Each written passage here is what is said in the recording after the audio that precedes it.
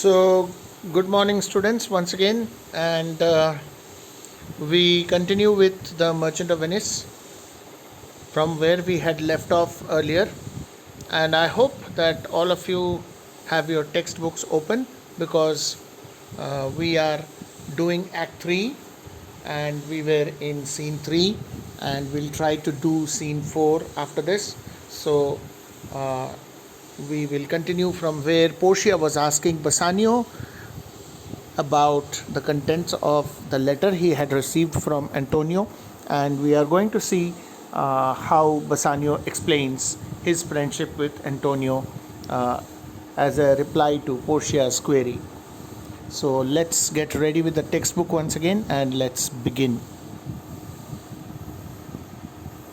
So when Portia was asking Bassanio's reply, we begin from page 100 and line number 296-97. We had done up to line 295 in our previous video tutorial. I hope you remember. So let's continue. Portia has asked Bassanio about his friend Antonio. She does not know Antonio as yet, and Portia is replying. Bassanio is replying to Portia's query, and Bassanio says on your screen right now, the dearest friend to me, the kindest man, the best conditioned and unwearied spirit in doing courtesies, and one in whom the ancient Roman honor more appears than any that draws breath in Italy.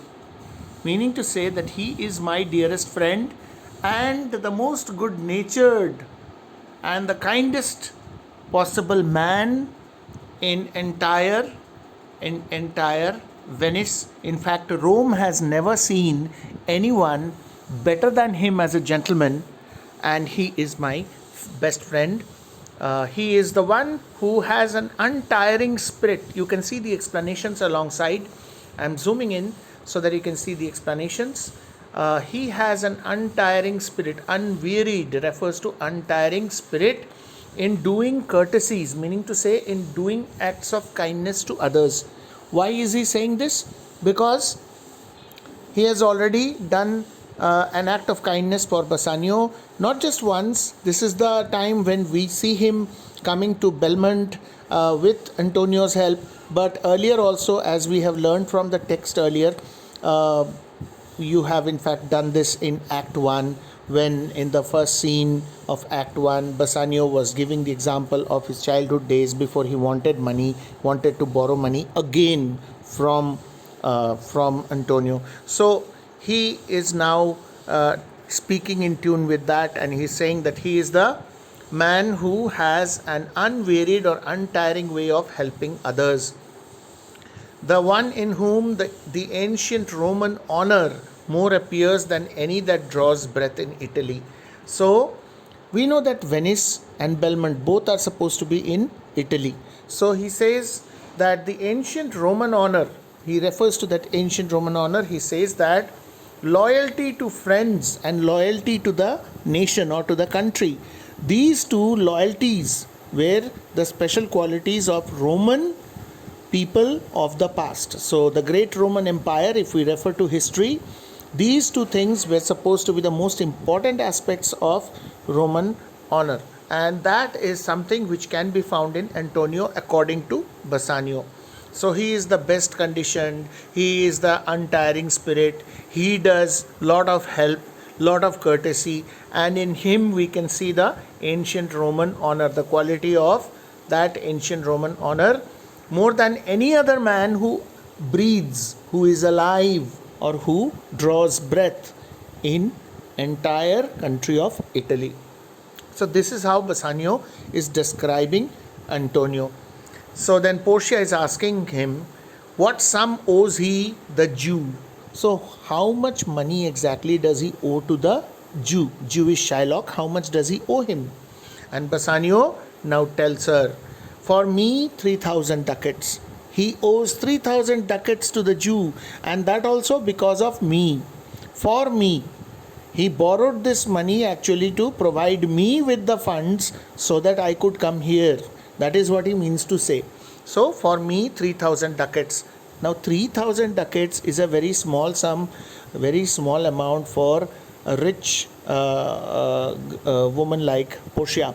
She has a lot of wealth, lot of property, and so when she hears this small amount, like 3,000 ducats is like if we just try to understand uh, the overall concept behind this is a very small sum of money, like around rupees 3 lakhs, which for a millionaire is no big deal. So only 3,000 ducats. So that is what Portia says. What? No more? Just 3,000 ducats? Only 3,000 ducats, not more than that. Pay him 6,000 and deface the bond. Why then? Give the money to that fellow and just tear off the bond. That's it. Why to bother your friend so much with this man's, this man is giving him trouble. Why to bother? So just give him 6,000 ducats, that is double the amount, and just destroy the bond. Double 6,000 and then treble that. If necessary, double that amount, or even make that amount 3 times more. So double of 3,000 is already 6,000, she has suggested. Then double that amount, meaning to say make it 12,000, that is double of 6,000. And then 12,000, make it 3 times more. That means if necessary, make it 36,000 ducats. 3 times more of 12,000. So this is how she puts it. You can imagine, you can understand that for the sake of Bassanio, whom she loves, she is ready to even provide funds to save his best friend's life. And so she says, treble that. Before a friend of this description shall lose a hair through Bassanio's fault.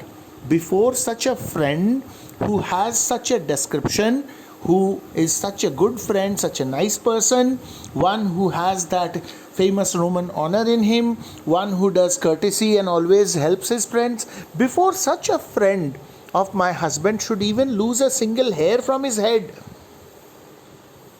just because of my husband's fault. For your reason he borrowed that money, so you are at fault. Now for that sake I am saying pay him 36,000 if necessary, but deface that bond. First go with me to church and call me wife, but then before I give you the money, please come with me to the church and call me wife, meaning to say let's solemnize our marriage. Let's go to the church and quickly solemnize our marriage, or get married. Because as I told you in the previous videos, that in those days the property rights were only for men and not for women. And since Portia was not married, she had inherited all her father's wealth and property. But if Bassanio wants to use her money, first and foremost he must marry her. Only then he becomes the owner of her property and her wealth, and then he can use her money as his own money. So that is the reason, that is one of the reasons. But there is also another reason. Portia knows that she has to send Bassanio, her husband, away to save his friend, but at the same time she does not want that he should go and then he should stay back in Venice, because now that he has chosen the right casket, so marriage should first be completed according to her father's will, and only then should Bassanio go. So she says that quickly let's go to the church, and there you call me your wife, meaning to say there you have to officially accept me as your wife in the church, and after that take the money and go and save your friend's life, and then away to Venice to your friend. So that is what she means to say. For never shall you lie by Portia's side with an unquiet soul, because I don't want that my husband should lie beside me in the bed with a disturbed state of mind. His mind will be troubled always if he doesn't go now to save his best friend. Then for the rest of his life, my husband will never be happy and will always be mentally upset. I don't want that to happen. When he is my husband, I want to have him fully for me, with entire attention towards me. So for that it is necessary that first we must sort out this problem, so that his mind becomes free after saving his friend, and then he can love me 100%, and he is than just my man. So this is the reason why Portia says that I don't want you to lie beside me with an unquiet soul. You shall have gold to pay the petty debt 20 times over. I will provide you with gold so that you can pay off this ordinary debt which your friend has, this due which he has to pay, the borrowing which he has to pay off. I will give you enough gold so that you can even pay 20 times more than what he had borrowed for you. So don't worry about that. When it is paid, bring your true friend along. And once you have made the payment, please make sure that you bring your friend along with you to Venice, rather to Belmont, from Venice to Belmont. My maid Nerissa and myself, meantime, will live as maids and widows. And in the meantime, I and my maid Nerissa, we will live as maids and widows. That means there are two types of women who don't have husbands: the ones who are not married or are maids or maidens, and the ones who had husbands but whose husbands have died, and so they are widows and they are also without husband. So we will live the lives of maids and widows, I and Nerissa, as long as you don't return. Both of us will continue to be single, but before that, get married. Come to the church and get married with me. Come away, for you shall hence upon your wedding day bid your friends welcome, show a merry cheer. Come away with me, because after this, when our wedding day actually takes place, when we have the grand celebration of our wedding, see, the plan is that now, as of now, Bassanio will marry Portia in the church, and it will be a solemn ceremony, a short ceremony, and quickly he will move to Venice. But later, when he returns, there will be a grand celebration, there will be a big party, get together, and then Antonio will also come with Bassanio from Venice to Belmont. And then later, when they have this grand celebration, the wedding feast and party, and people will be invited. So at that time, Bassanio should show good cheer or happiness in greeting all his friends, because it will be the event of a lifetime. It will be a remarkable event of his life. And so that is what she is meaning to say here, that on your wedding day, ask your friends, bid your friends welcome, bring in all your friends, those who are your friends, and then we will have a grand celebration, and you should show merry cheer, that is happiness. Since you are dear bought, I will love you dear, but let me hear the letter of your friend. Now, since you are dear bought, this is explained here. You can look at the explanation. Since your friend has paid for you so dearly, so you have been purchased at a great price. In order to become my husband, you had to come all the way to Belmont. Try to understand what I am saying. If anyone is not paying attention, please pay attention, proper attention at this point in the video. When you have come here with the money which was provided by your best friend Antonio. So that was a lot of money which you needed, and that was the reason why it was borrowed from someone. And so now, if your friend is saved and then he joins us for the celebration, your position will be that of one who has been purchased at a high price, for two reasons. One, the borrowing of Antonio from Shylock, and the second, the money which is paid by Portia to free Antonio from the clutches of Shylock. So ultimately a big amount will be spent, and then you will be free from all trouble. Your friend will also be free from all trouble. And so the amount that has to be spent is just like, spending a whole lot of money to buy something expensive. So you become so expensive as a husband for me, and definitely I don't mind in giving the money, but this is what Portia means to say. So, but let me hear the letter of your friend. So I will love you dearly for being my husband and coming back after successfully freeing your friend from the clutches of Shylock. But first and foremost, I would like to listen to the letter which your friend has written to you. Please tell me what is written in it. And Bassanio says, He reads out the letter. Bassanio reads, "Sweet Bassanio, my ships have all miscarried. My creditors grow cruel, my estate is very low." These are the words written by Antonio in the letter, that my dear sweet friend Bassanio, all my ships have been destroyed. Miscarried means destroyed. And my creditors, those who have given me money, those who have given me loan and other such, monetary benefits, they are now becoming cruel.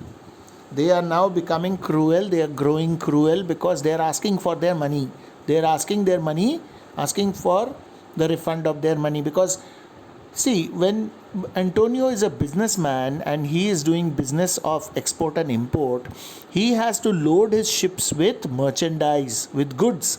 And many a times it so happens that he takes goods on credit and loads them into his ships, does business abroad, and then pays off his debts. So maybe there are some creditors also who have given him things, merchandise or goods, for which now they are asking the payment. So that is why he's written, my estate is very low. That means my present financial status is not very good, it is very low. So my bond to the Jew is forfeit. Now we come to the next page. We have finished the previous page, so move to the next page. We are coming towards the end of this scene.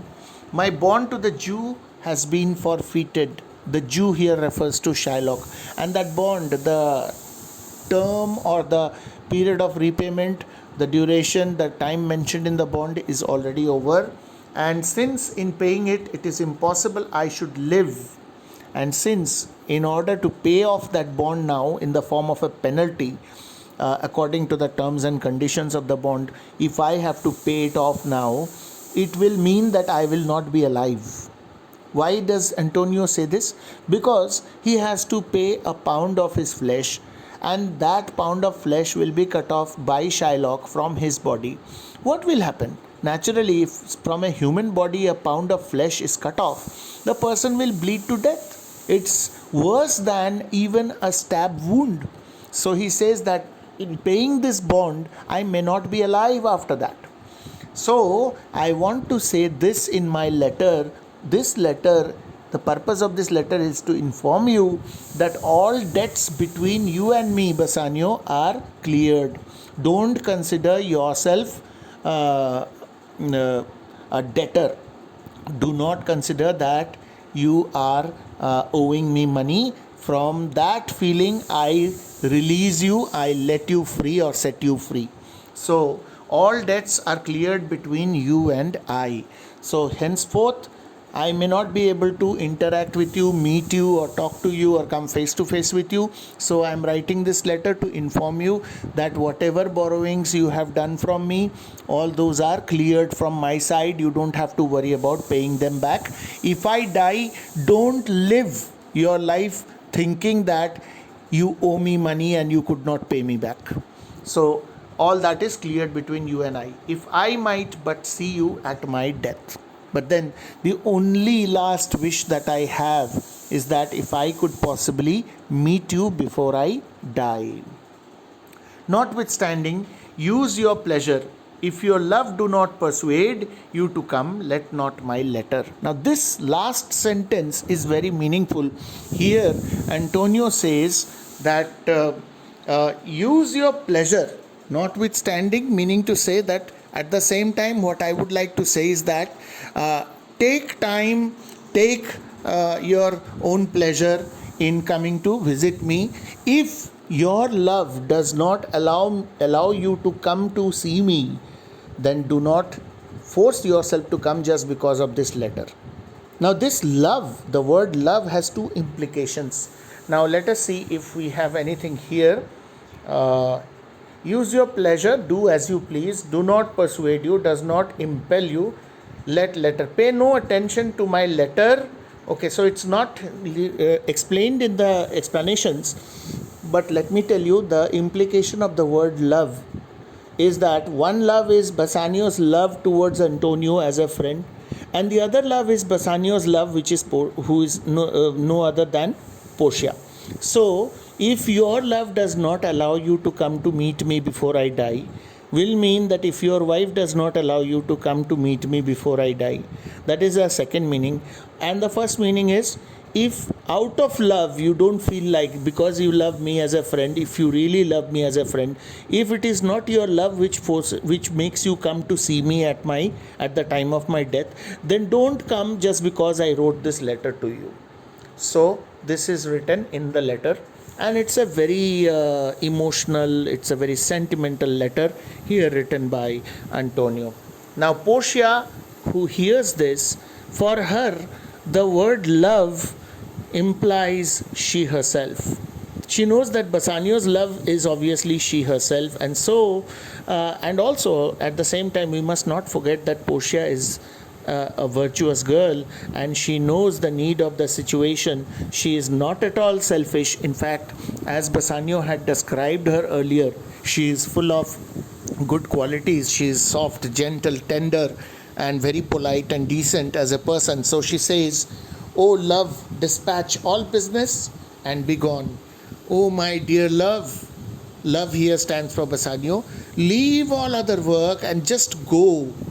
Just be gone." So even the wedding, which Portia was mentioning earlier, that let's go to the church and let's solemnize the wedding and then you go. In fact, she is now cancelling even that, and she says that even that can also be done afterwards. Just take the money and just get going without wasting any more time. Simply just go. Bassanio says, "Since I have your good leave to go away, I will make haste, but till I come again, no bed shall ever be guilty of my stay, nor rest be interposer twixt us twain.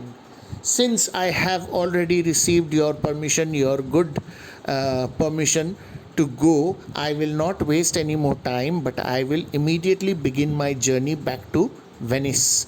And I can assure you this much, Portia, that from now till I return back here in Belmont, I am not going to go to bed even for once or take any kind of rest. The time in between my leaving Belmont and then again returning back to Belmont after going to Venice, this entire duration will be spent without taking any rest by me. I will not take any rest. I will not be going to bed to sleep. I will not rest anywhere. I'll simply come back as quickly as possible once my task gets over in Venice." So, explanation again this side, you can have a look. Since I got your kind permission, I shall not go to bed, and not even rest shall keep me separated from you. That is, I shall not rest. So interposer means one which comes in between. Twixt means between. Twain means the two of us. So this is what he says, that I will not take rest and I will not allow any kind of delay, even for resting myself, to separate or keep us separated, or should no such period of rest should come in between you and me. Saying this, Bassanio immediately leaves the scene. And not only Bassanio, with Bassanio, all those who were with Bassanio, that is Gratiano, of course, and maybe the servants and attendants with whom he had come to Belmont, these all people, they all leave the scene. Now, the people who stay back include Lorenzo and Jessica, and of course, Portia and Nerissa are still there, and then you have the servants and attendants of Portia. So all those people are there, but most probably Salerio and Bassanio and even you have Gratiano, mainly these people, they all leave the scene. So with that, the scene comes to an end, and now we move on to Act 3, Scene 3. So Act 3, Scene 3 begins. That is what we are going to do now.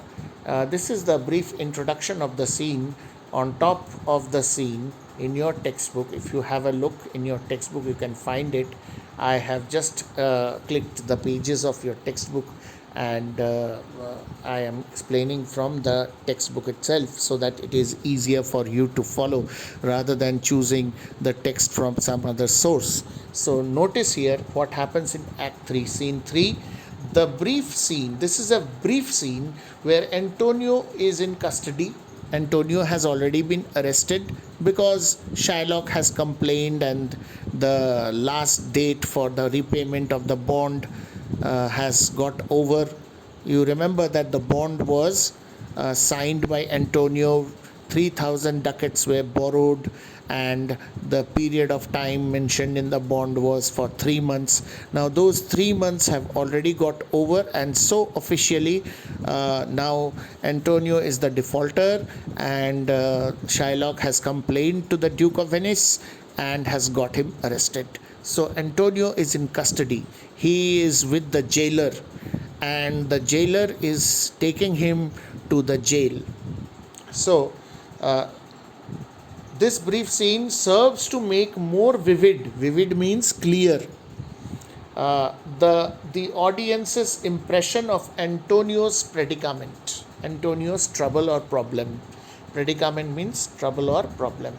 Antonio tries to placate Shylock. Antonio is trying to pacify, cool down Shylock through his words. That Shylock, see, try to understand, listen to me.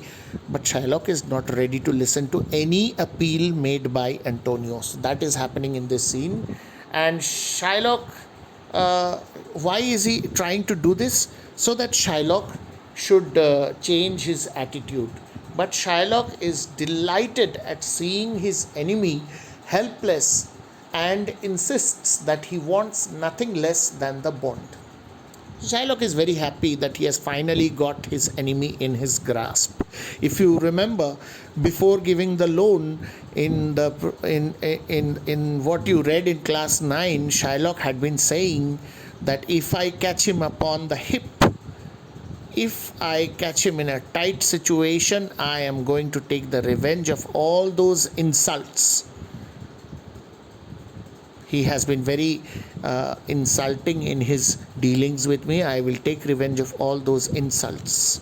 So Shylock is now delighted, and he says that he will not take anything but the penalty of his bond. Antonio can do nothing except to pray for the arrival of Bassanio to bid him a last farewell. So this is what Antonio's hope now is, that if Bassanio arrives, he can say a final goodbye to Bassanio. So scene 3, Venice, a street. Enter Shylock, Salarino, Antonio and Gowler. This Gowler, as I was telling you, is actually an old-fashioned word used during Shakespeare's time or in the olden times, which means jailer. You often get to hear this word in Hindi movies, jailer saab. So he is the in charge of the prison, and he has already got Antonio arrested. But then there is a difference. Because Antonio is a royal merchant, the jailer has not handcuffed Antonio, nor has he tied his hands with rope or chained him in any way whatsoever. He is just taking Antonio casually along with him to the premises of the jail through the street of Venice. This is happening in a street in Venice, and Shylock is not at all happy about all this, because he wanted that Antonio should have been handcuffed or chained and dragged through the streets of Venice in broad daylight before the eyes of the citizens, so that Antonio's humiliation would have been proper. But that has not happened. The jailer and Antonio are walking side by side, just as if two gentlemen are walking down the street, and Shylock is also with them. Salarino is a friend of Antonio who is also with them, and Shylock is complaining that the jailer is not doing his duty properly. So Shylock's speech, see what he is saying. Gowler, look to him, tell not me of mercy. This is the fool that lent out money gratis. Gowler, look to him. Look to him. So, Gowler is jailer. Look to him means guard him closely. This guy should not escape. He should not be able to escape. Guard him properly. This guy, and don't talk to me about showing mercy to this man, because he was in the habit of lending money to people without charging interest. Why? So as to spoil Shylock's business. We already know that. So now Shylock is talking about that. He says that this man, he was in the habit of giving money free of cost without charging any interest to anyone who needed monetary help. So guard him properly so that he should not be able to escape. Antonio says, "Hear me yet, good Shylock." See, the tune of Antonio's voice has now changed. Where is that Antonio who was adamantly saying to Shylock that I am most likely to call you names again, and I am most likely to scorn your nation and call you a dog, cutthroat dog again, at the time when he had gone to borrow money from Shylock and Shylock had pointed out that you have been treating me like this, like that. Antonio had at that time said very adamantly that he will do it again if necessary. And now, look at Antonio now. Now that he is at fault, Antonio's tune has changed. He is pleading with Shylock. He is saying, "Hear me yet, good Shylock." Okay, so Shylock has become good now. Since when did Shylock become good in the eyes of Antonio? Now that he is in trouble, that's why. Well, this is really hypocrisy on the part of Antonio. Remember, Antonio is not as good a character as he is with his Christian friends when it comes to his dealings with non-Christians. So remember that. So Antonio is pleading with Shylock, "Hear me yet, good Shylock." And Shylock says, "I'll have my bond. Speak not against my bond. I am going to have my bond. Now you don't talk about anything which is against my bond. I don't want to hear anything against my bond. I have sworn an oath that I will have my bond. I have made a promise. I have taken a vow in the name of my God, my religion, and my holy nation that I will have nothing but the penalty of the bond." So now you don't tell me about not taking the penalty and taking something else in place of the penalty. Sorry, I cannot do that. I have taken an oath. So with that we come to the end of this page, the second page, that is page 101. So now 102. All of you look at page 102. "Thou calledst me a dog, before thou hadst a cause." You had called me a dog even before you had a reason to do so. You did not have enough reasons to call me a dog. Why would anyone call someone a dog unless there is a good reason behind it? What did I ever do to you or against you? But you called me a dog. But since I am a dog, beware my fangs. But now, since according to you I am a dog, then be careful about my sharp teeth. Fangs, sharp canines or teeth, which dogs have. Since you consider me to be a dog, now it is the time for you to be careful about my powerful and sharp teeth. "The Duke shall grant me justice. I do wonder. I am very sure that the Duke of Venice, who is the supreme authority, he will grant me the justice that I demand. I do wonder, thou naughty gaoler, that thou art so fond to come abroad with him at his request." Now this meaning is explained here, that you are a naughty gaoler, you are a good for nothing gaoler, and you simply you took him out of the prison to bring him outside the jail at his request. I am really very disappointed with you, Mr. Jailer, that at the request of this man who is now a convict, you have brought him out of the jail and you are walking along the street with him as if nothing has happened. He is not even a prisoner. That's the impression you are trying to give. You are a good for nothing jailer. So he is criticizing the gaoler. At whose request? At Antonio's request, you have brought him out of the prison. Simply. Why? Antonio, in the meantime, continues to plead with Shylock. "I pray thee, hear me speak. I request you, Shylock, please listen to my words." "Shylock, I'll have my bond. I will not hear thee speak. I am going to have my bond. That is the penalty of his bond. He's meaning to say he wants to have the penalty of his bond. So don't speak to me. I will not listen to you. I'll have my bond and therefore speak no more. So don't speak. He's repeating. First line, second line, both mean the same. I'll not be made a soft and dull-eyed fool to shake the head, relent and sigh and yield to Christian intercessors. I am not going to prove myself soft-hearted, a dull-eyed fool, that when Christian, people try to insist and try to motivate me to change my mind, I will simply change my mind. I am not going to do that. He says, Christian pleaders, if they come to me and they keep on pleading, and I'll listen to the words of Christians, no way. Don't think I'm going to change my mind. I will take the penalty of my bond. Follow not, I'll have no speaking. I will have my bond. Now don't try to follow me. I don't want to hear anything being spoken. I just want to have my bond. That's it. And saying this, he leaves the scene.